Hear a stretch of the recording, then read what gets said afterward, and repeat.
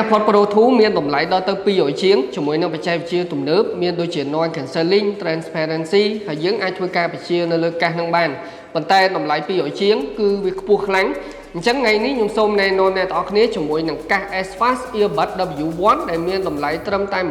$25ទេជាមួយនឹងបច្ចេកវិទ្យាដែលមានស្រដៀងទៅនឹងកាស AirPods Pro 2ដែរហើយបើសួរថាតម្លៃ25ប្រៀបធៀបជាមួយនឹងតម្លៃកាស200ជាងតើគុណភាពសលេងវាខុសគ្នាច្រើនអត់ខ្ញុំអាចបញ្ជាក់ប្រាប់អ្នកទាំងអស់គ្នាបានថាសម្រាប់ការប្រើប្រាស់របស់ខ្ញុំផ្ទាល់ដោយសារតែខ្ញុំធ្លាប់ប្រើកាសច្រើនបើសិនជាកាស AirPods Pro 2កម្រិតសំឡេងរបស់វាបាន9បន្ទុកអានេះខ្ញុំឲ្យវា7.5វាលឺបុកបាសធ្ងន់ហើយសំឡេងវាគឺលឺងំព្រោះល្អមែនទែនសម្រាប់កាសតម្លៃត្រឹម$25នេះហើយចំណុចពិសេសរបស់វានឹងគឺត្រង់ថានៅលើកាសហ្នឹងវាមានអេក្រង់ដែលបង្ហាញពីភាគរយថ្មរបស់កាសអញ្ចឹងយើងអាចស្មានដឹងថាកាសរបស់យើងវាថ្មពេញឬក៏ចិត្តអស់ថ្មខុសពីកាស AirPods គឺយើងអត់មានអីដែលសម្គាល់ទេតោះតែយើងមើលនៅលើទូរស័ព្ទរបស់យើងហើយ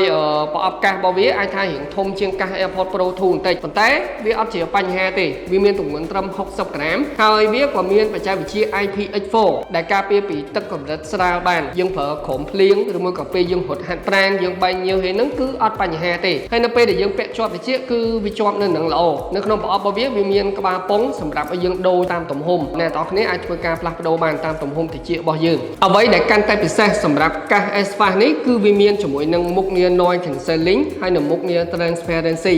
ដែលមុខងារ Noise Cancelling គឺវាជួយកាត់សំឡេងរំខាននៅជុំវិញខ្លួនរបស់យើងចំណែកមុខងារ Transparency គឺជាមុខងារដែលវាអាចស្រូបសំឡេងនៅបរិយាកាសជុំវិញខ្លួនរបស់យើងមានន័យថាពេលដែលយើងពាក់កាសហ្នឹងបើយើងបើកមុខងារ Transparency គឺយើងអាចស្ដាប់សំឡេងខាងក្រៅឮទាំងអស់សម្រាប់ការប្រើប្រាស់គឺមានភាពងាយស្រួលខ្លាំងមែនទែនដោយមុខងារសំខាន់ទាំងអស់គឺយើងអាចប៉ះបញ្ជានៅលើកាសហ្នឹងផ្ទាល់តែម្ដង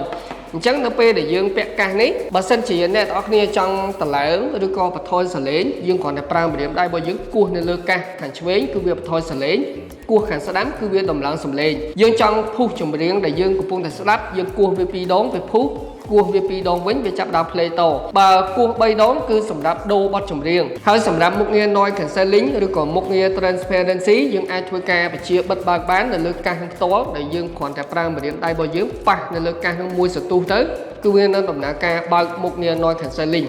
យើងចង់បិទវាវិញគឺគ្រាន់តែប្រើម្រាមដៃហូរនៅលើកាសនឹងមួយសន្ទុះគឺវានឹងបិទ Noise Cancelling វិញអញ្ចឹងមុខងារ Noise Cancelling on និង off ជាមួយនឹងមុខងារ Transparency គឺយើងគ្រាន់តែប្រើម្រាមដៃហូរទៅគឺយើងអាចធ្វើការផ្លាស់ប្ដូរមុខងារទាំង3នឹងបានទៅលើថាមពលថ្មវិញក៏វាកាន់ខ្លាំងដែរបើសិនជាយើងស្ដាប់ចម្រៀងបើកម្រិតសំឡេងត្រឹម